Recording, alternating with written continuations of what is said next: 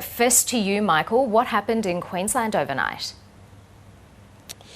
Morning, Karina. Yes, well, there was a huge demand for power yesterday. They just saw a big spike on the grid, and we're outside Powerlink Queensland this morning. So they are the high voltage provider to other providers in the system, say to Energex. So they provide those high voltage wires, and then Energex distribute the power to the rest of households and businesses right across Queensland. But what they saw is this high demand, and then the issue is that there is a number of coal power generators offline across Queensland at the moment. Some are for maintenance reasons, others because they're not operational form at the moment, and there's around 7 of those across the power grid in Queensland at the moment that are out of action. And so normally what happens then is that you have these other systems come in place, and some of the other gas-fired power generators that come online, but at the moment we've got these high gas prices, and so these providers were hesitant to bring them online when we saw this shortage of power. So that saw the regulator basically tell these generators that they need to make up that shortfall and force their hand and actually make them do that. But here's what the CEO of Powerlink Queensland, Paul Simshauser, had to say on this a short time ago. This evening's looking, again, it'll be tight, and it's going to look tight south of the border as well. So the New South Wales system is similarly facing fairly elevated demand and a few generators offline. So that'll make for another interesting evening this evening. But once again, we expect that there will be sufficient generators in Queensland that can be directed on to keep the system secure.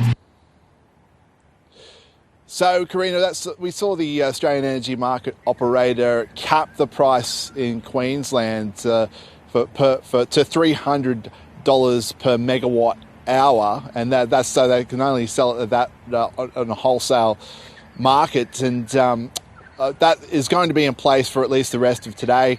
And we've seen the regulator actually repeat this not only here but in other places across the country. Now to Noor in Canberra. Noor, this is all part of a long-running energy supply problem.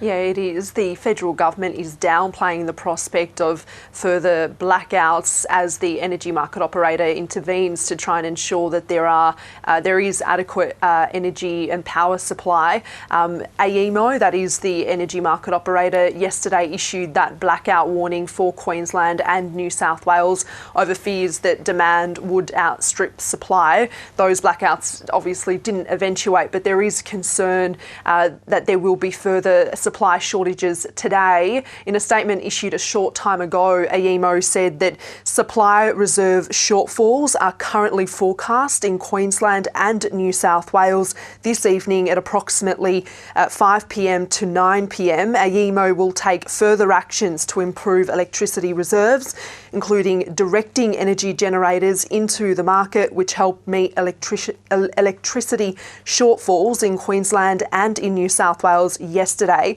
Skyrocketing wholesale power prices have forced AEMO to intervene to set price caps on what energy generators can charge. To make sure that there is enough supply, AEMO is also demanding that those generators continue to operate even if they are running at a loss. Obviously, all of this is sort of the build-up of the last few weeks, these rising power prices across Australia that have in part been fueled by the war in Ukraine, which has increased demand for Australian coal and gas. That's coincided with colder weather on the east coast. More people are turning their heaters on to try and stay warm, and coal-fired power stations are not operating at their full capacity. Together, those issues have sort of pushed up power prices and led to these supply shortfalls. The Federal Energy Minister, Chris Bowen, this morning said that he was still confident, based on the advice that he was receiving from the energy market operator, that blackouts, I should say, would not eventuate. He says that AEMO is doing all that it can to ensure that there is enough supply. This is what he had to say. Certainly that's what we're working to avoid, and we did avoid yesterday. AEMO, the market operator, worked assiduously yesterday, I can assure you, PK, to avoid that situation, and they've advised me, and they're advising state ministers, that they believe we can avoid that situation today and in coming days. And that's the Federal Energy Minister, Chris Bowen, speaking there. Obviously, we are still at the beginning of winter. Mr Bowen was asked, what does this all mean for the next few months? And he says that it will be a bumpy period. Noor Hayder in Canberra and Michael Rennie in Brisbane reporting.